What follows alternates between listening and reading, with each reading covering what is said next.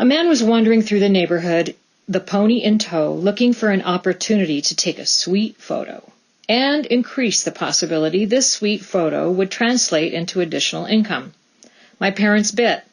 My brother Felix has my back on this pony. I was the first girl, born into a family with 3 older brothers. The youngest of the 3 brothers was 5 years older than me. Felix was 8 years older. My mother thought she was through having kids until I came along, the first of the second set of 4 kids in the family. Total, when all said and done, of 7 kids. But I was the first girl, after 3 rowdy boys, and they, all 3 of them, especially Felix, were at my back, encouraging me in significant ways I would not appreciate until I was grown. Felix took that firstborn position very seriously. What he said was law. He protected all of us from any negative attention, be it verbal or physical, from outsiders. But he brutalized us on the inside. I was both in awe of him and terrified of him. He would defend me in violent ways. He would also criticize me in violent ways. He was an angry kid, getting into trouble in school for bullying, for fighting, for his incessantly disrespectful mouth. He got into trouble at home for the same reasons. The war was between him and our mother. He bashed her with words. She bashed him with her fists and switches cut from a tree, sometimes sending him back 2 and 3 times for a switch with just the right dimensions, just the right sound it made as she sent it toward her target. My father exhausted himself trying to keep the peace, trying to put the woman he married first, trying to understand why Felix was so adept at fanning the constantly glowing embers of her fire, trying to temper their tempers.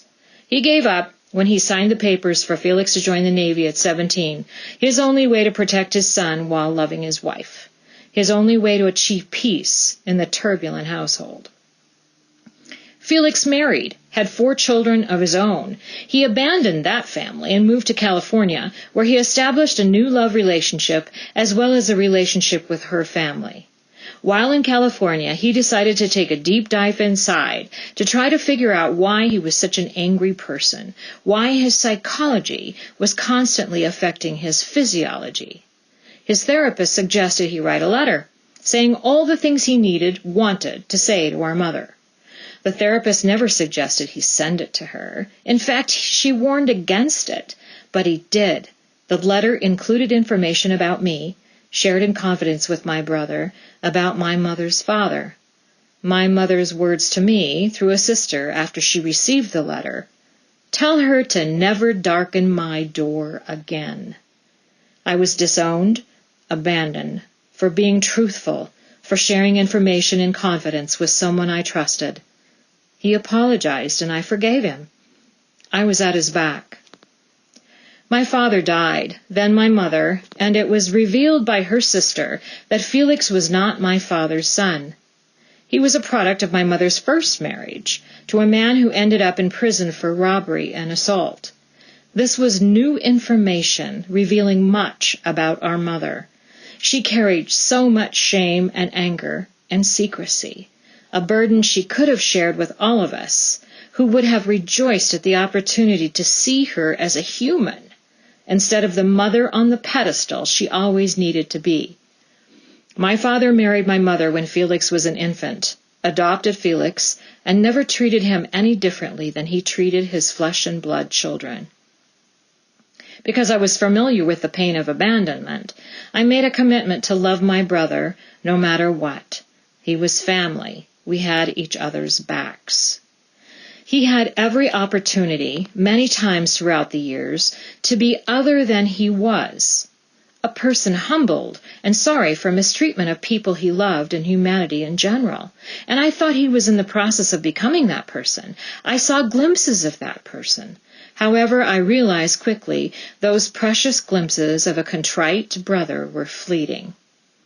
He treated wait staff, store clerks, others in the service industry with impatience, disregard, disrespect, disdain. He had no filter with regard to profanity or context around children, and when called out about that, his response was that he didn't give a shit. He brutalized and made fun of the closest of his relatives, appearing to regard only those who he was with at the time with any modicum of respect, and that was made false by future conversations. I discovered through conversations with a family member he had beaten his children and his wife because that was how he was treated. He chose to continue the cycle of his abuse. Still, I loved him because I was privy to the origin of all of this. I knew why he was broken. What I didn't know at the time, and what I know now, is that in spite of all of that, I had the right to protect myself from the power and influence of a bully. I had the right to be at my own back. I could love him from a distance, while not having him in my life. He passed recently, peacefully, 6 months after a terminal cancer diagnosis. He's on to his next adventure, whatever that adventure might be. I have conversations with him now that I was never able to have with him while he was alive. Instead of disagreeing, defending, arguing, I'm certain he's listening, because now he really, truly is at my back.